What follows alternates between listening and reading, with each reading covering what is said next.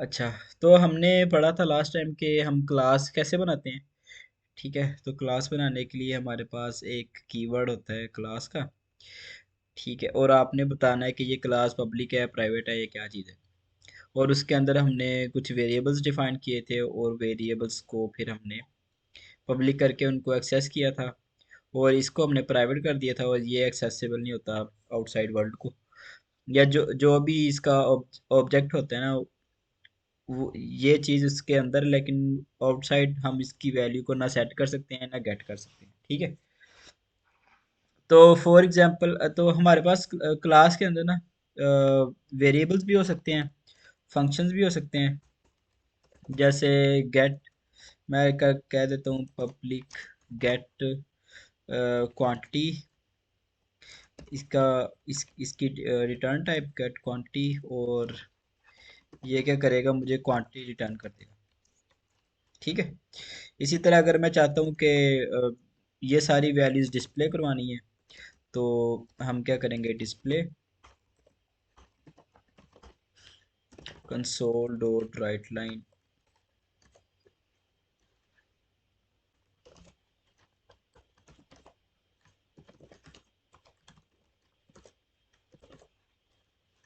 Product name, ठीक हो गया।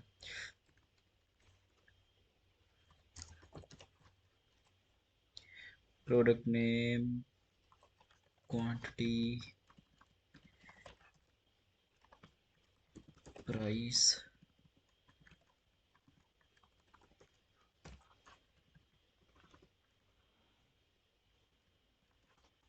ठीक हो गया, तो ऐसे हम इसका जो है वो इसके अंदर मेथड भी बना सकते हैं। अच्छा, मेथड और फंक्शन में ना कोई फर्क होता है, सही है।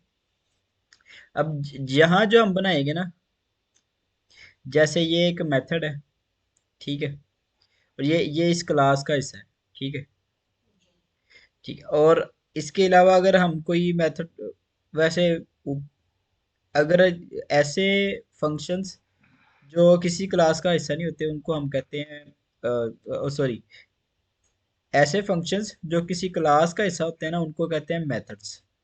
ठीक है, और जो फंक्शन हमने पहले देखे तो उनको नॉर्मली हम फंक्शंस कहते हैं। ठीक है, जैसे यहाँ पे मैंने एक फंक्शन काफ़ी सारे बनाए थे, लेकिन ऊप के अंदर ना ये मेथड्स ही होते हैं सारे। हम फंक्शन बहुत कम यूज़ करते हैं, फंक्शंस हम यूज़ करते हैं सी प्लस प्लस के अंदर, या सी सी के अंदर। ठीक है, और यहाँ मतलब है एक ही चीज़, लेकिन सिर्फ इनको इनको पुकारने का कह लें कि नाम अलग अलग रखा है उन्होंने, ताकि डिफ्रेंशिएट हो सके कि जब हम मेथड बोलूँगा ना, इसका मतलब ये है कि ये किसी क्लास का हिस्सा है, ये इसका मेथड है। ठीक है, और जब फंक्शन बोलेंगे तो हम सिंपल कोई भी फंक्शन हो सकता है, वो किसी क्लास का हिस्सा नहीं होता, वो स्टैंड अलोन होता है। ठीक है आगे। अच्छा, तो अब हमने देखा है कि हम क्लास के अंदर मेथड्स भी लिख सकते हैं। ठीक है, और क्लास के अंदर हम वेरिएबल्स भी बना सकते हैं। ठीक है, अब अब ये वाली जो वेरिएबल है ना, ये वाला जो वेरिएबल है, ये प्राइवेट है। ठीक है, और मैं चाहता हूँ कि इस वेरिएबल की वैल्यू ना मैं गेट करना चाहता हूँ। सही है,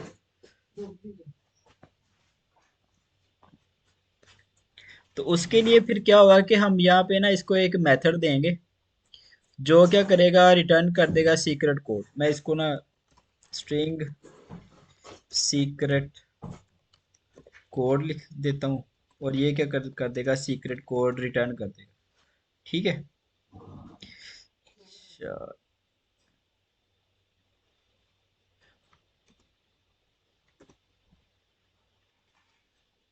कन्वर्ट मेथड ग्रुप स्ट्रिंग को non relevant string do you intend to, sorry sorry, get secret code. ठीक है, अब मैंने क्या किया है कि ये वाला जो हमारे पास सीक्रेट वेरिएबल था ना, इसकी इसकी सिर्फ मैंने गेट की एक्सेस दी है कि ये इसकी वैल्यू सिर्फ आप एक्सेस कर सकते हैं, इसको इसकी वैल्यू को आप सेट नहीं कर सकते। सही हो गया, तो अब उसके लिए फिर मुझे एक मेथड बनाना पड़ेगा, और वो मेथड मुझे क्या करेगा कि ये एक सीक्रेट कोड रिटर्न करेगा। तो हम प्रोग्राम डॉट सी एस में आते हैं। अब यहाँ पे आके मैं क्या करता हूँ, product one dot gate secret code करता हूँ, तो ये मेरे पास सीक्रेट कोड ये रिटर्न कर देगा।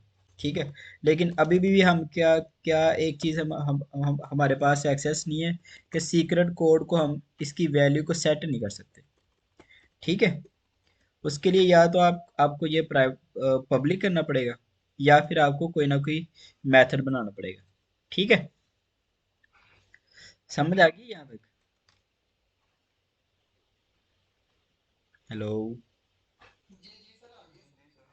तो और इसके अलावा ये वाला सारा कोड लिखने की बजाय मैं क्या करूँगा कि हम प्रोडक्ट के अंदर जो डिस्प्ले का मेथड है ना वो कॉल कर देंगे, तो ये मेरे पास वो सारी चीज़ें शो करवा देगा। मैं ये सारा कोड इसके अंदर लिख दूँ ताकि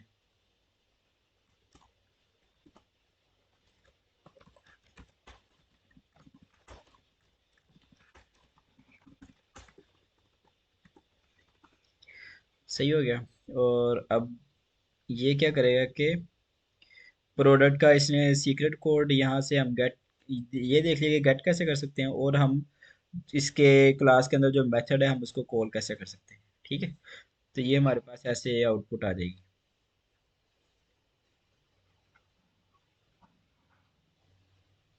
सही हो गया। अच्छा। ठीक है। तो हमने अभी पढ़ा है कि क्लास के अंदर ना वेरिएबल्स के अलावा मेथड्स भी हो सकते हैं। ठीक है, और कुछ ऐसे मेथड्स भी हो सकते हैं जो अ, जो क्या करते हैं कि इसकी वैल्यूज़ को रिटर्न करवाते हैं, या इनकी वैल्यूज़ को सेट करते हैं। ठीक है, ये भी वैसे एक मेथड ही है जो रिटर्न कर रहा है सिंपल सीक्रेट सीक्रेट कोड। ठीक हो गया। तो ये दो चीज़ें हमने एक्स्ट्रा पढ़ी हैं, और हमने क्या किया है कि ये कोड ही लिखा है थोड़ा सा, और सीक्रेट कोड हमने रीड किया है यहाँ से, गेट सीक्रेट कोड। और जो वैसे मैंने डिस्प्ले करवाने की बजाय प्रोडक्ट डॉट डिस्प्ले का मेथड कॉल किया है, और ये क्या करेगा, जो भी प्रोडक्ट होगा उसकी जो वैल्यूज होंगी वो शो करवा देगा। सही है। अच्छा, एक चीज़ बड़ी इंपॉर्टेंट है क्लास के अंदर, वो शायद आपने पढ़ी भी हो, उसको हम कहते हैं कंस्ट्रक्टर। ठीक है, कंस्ट्रक्टर एक तरह का कह ले मेथड होता है जिसकी रिटर्न टाइप कोई नहीं होती। ठीक है, और उसका जो नाम है ना वो सेम क्लास का नाम होता है। ठीक हो गया। अब इसका कंस्ट्रक्टर का क्या फायदा है, कंस्ट्रक्टर जब भी आप इस क्लास का ऑब्जेक्ट बनाते हैं ना, सबसे पहले कंस्ट्रक्टर खुद ही कॉल कॉल होता है। ये डिस्प्ले को मुझे कॉल करवाना पड़ रहा है, लेकिन ये जो कंस्ट्रक्टर है ना ये खुद ही कॉल हो जाता है। ठीक है, उसकी हम एक जब भी कोई इसका ऑब्जेक्ट बनेगा तो ये कॉल हो जाएगा, कंस्ट्रक्टर इज कॉल्ड। सही है। अब मैंने सिर्फ ये कंस्ट्रक्टर बनाया है, इसके अंदर ये लाइन लिखी है, और मैंने कुछ नहीं किया। अब हम इसको चला के देखते हैं, तो ये चीज़ हमें, ये देखो दो दफ़ा कंस्ट्रक्टर कॉल हुआ है। और ये दो दफ़ा क्यों है कि हम प्रोग्राम डॉट सी एस में जाते हैं, जब भी इसका ये वाली चीज़ बनेगी ना, जब भी इसका नया ऑब्जेक्ट बनेगा, ठीक है, तो कंस्ट्रक्टर खुद ही कॉल हो जाएगा। सही हो गया। तो पहले ये लाइन चली है, इसने कंस्ट्रक्टर कॉल किया है, और फिर दूसरी दफ़ा ये लाइन चली है, फिर इसने कंस्ट्रक्टर कॉल किया, वैल्यूज को स्टोर किया और शो करवा दिया। सही है। तो ये चीज़ आपने याद रखनी है कि कंस्ट्रक्टर खुद ही कॉल, एक ऐसा मेथड है जो ऑटोमेटिकली कॉल होता है जब उसका ऑब्जेक्ट बनाया जाता है क्लास का। ठीक है। अच्छा, अब कंस्ट्रक्टर हम ज़्यादातर जो है वो इसलिए यूज़ करते हैं कि जो इसकी वैल्यूज़ है ना, अभी तो मैंने वैल्यूज़ ऐसे सेट की हैं। ठीक है, इनकी वैल्यूज़ को हम सेट करवा सकें क्लास के अंदर से ही। ठीक है, अब आप आप मल्टीपल कंस्ट्रक्टर्स भी बना सकते हैं। ठीक है, और उनको आपने सिर्फ नाम दे देना है, product name string int qty int price.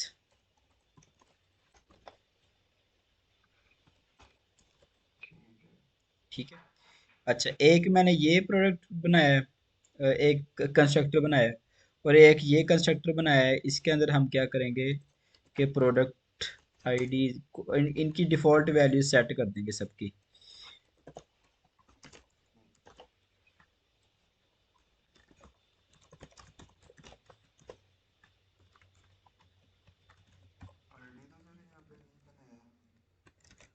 ये आईडी मैं बस इसकी वैल्यू को सेट कर रहा हूँ।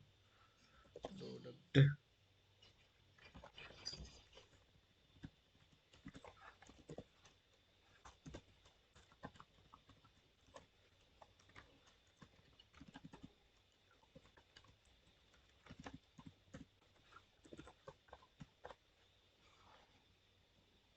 इसको हम रिमूव कर देते हैं।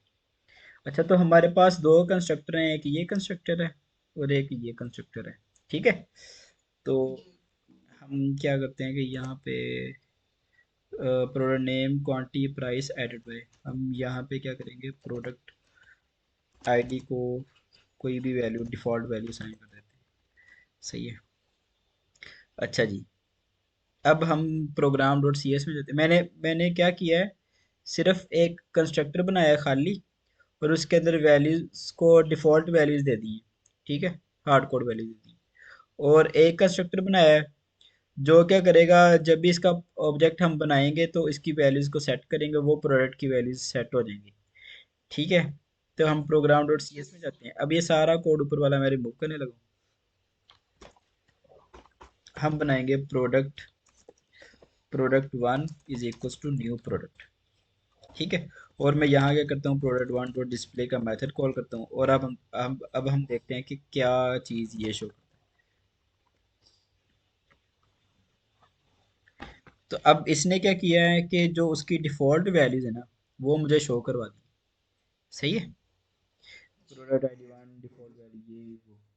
अब मैं क्या करता हूँ कि इसी तरह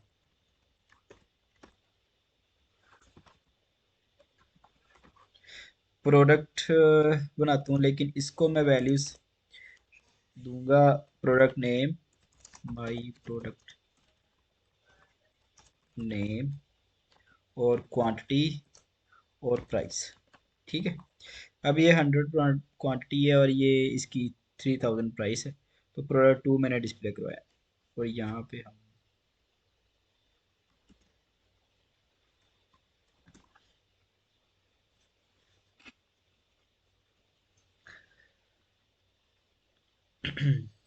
अच्छा, product name product quantity price zero आ रही है।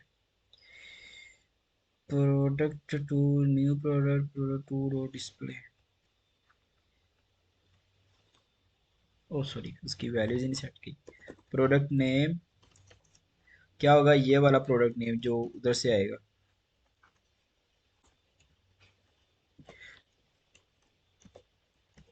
और क्वांटिटी क्वांटिटी प्राइस प्राइस।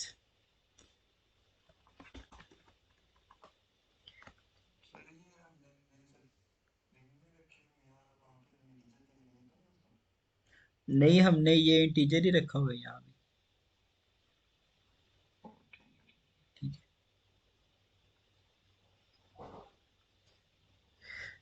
यार, अभी भी वैल्यूज नहीं सेट हुई इसकी।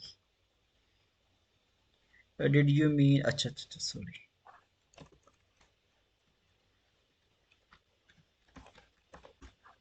इसका मैं नाम चेंज कर देता हूँ ताकि आप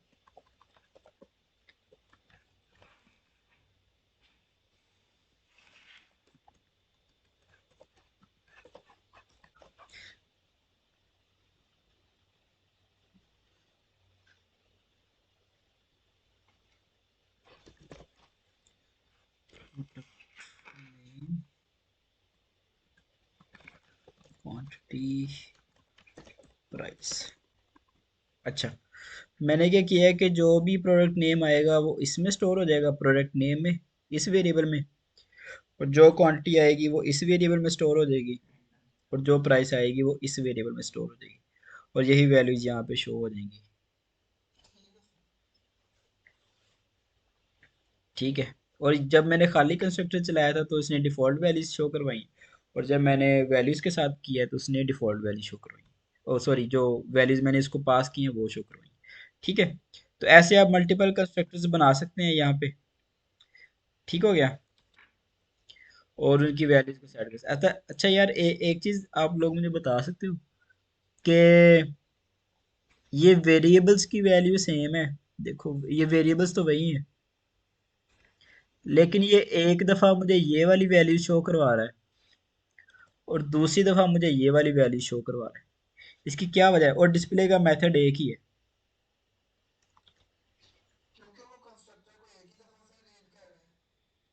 हम्म।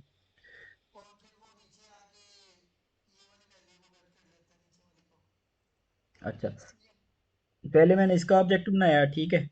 और product ID name price quantity की ये वाली वैल्यू सेट हो गई। सही है। ठीक है, फिर जब मैंने ये डिस्प्ले का मेथड कॉल किया ना तो ये वाली वैल्यू जिसने शो करवा दी। सही है। और दोबारा फिर मैंने क्या किया है कि इसको ये वाला कंस्ट्रक्टर कॉल किया है, इसकी वैल्यू सेट हुई है और वही वैल्यू इसने शो करवा दी। ऐसा ही है? नहीं यार, ऐसा नहीं है, गलत है। अच्छा, सीरियस बात है, गलत है वैसे। ये मैं इसको ना ऊपर ले, हाँ कंस्ट्रक्टर कॉल होता है ऑटोमेटिकली खुद ही। लेकिन अभी जो चीज़ हमने देखनी है ना कि वेरिएबल्स वही हैं, लेकिन एक दफ़ा ये वैल्यू शो कर रहा है और एक दफ़ा वो दूसरी वैल्यू शो कर रहा है। ये क्या मसला है?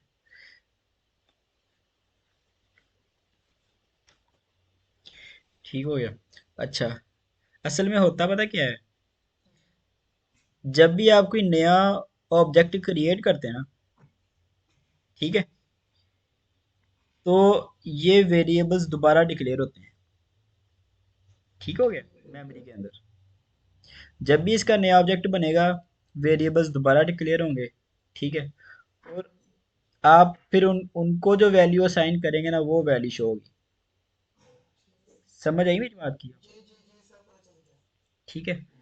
इसका मतलब ये है कि जब भी ये ऑब्जेक्ट बनेगा, प्रोडक्ट आईडी नेम ये सारी चीज़ें खाली होंगी और जो मैं वैल्यू सेट करूंगा ना वही वैल्यू डिस्प्ले के अंदर शो होगी। ठीक है। सही हो गया। अच्छा, तो ये था हमारे पास। अच्छा, एक लास्ट चीज़ हमारे पास रह गई है बस, वो भी इसी के रिलेटेड है कि हम जो असल में जब हम प्रोग्रामिंग कर रहे होते हैं ना, तो हम ऐसे वेरिएबल्स नहीं डिक्लेयर करते। ठीक है, हम बनाते हैं प्रॉपर्टीज। ठीक है। ये प्रॉपर्टी क्या करती है कि वेरिएबल भी डिक्लेयर कर देती है और इसका जो गेटर सेटर है ना वो भी साथ बना देती है। गेटर सेटर क्या करता है कि या तो आप इसकी वैल्यू को सिर्फ गेट कर सकते हैं या आप इसकी वैल्यू को सेट कर सकते हैं। ठीक है। अब ये वाली जो चीज़ थी ना, अब इसको गेट करने के लिए मुझे अलग से एक ये वाला लिखना पड़ रहा है, ये वाली चीज़। सही है। अच्छा, यहाँ तक आपको क्लियर है? मैं प्रॉपर्टीज की तरफ बाद में आऊंगा, इधर तक कोई मसला है तो मुझे बताएं।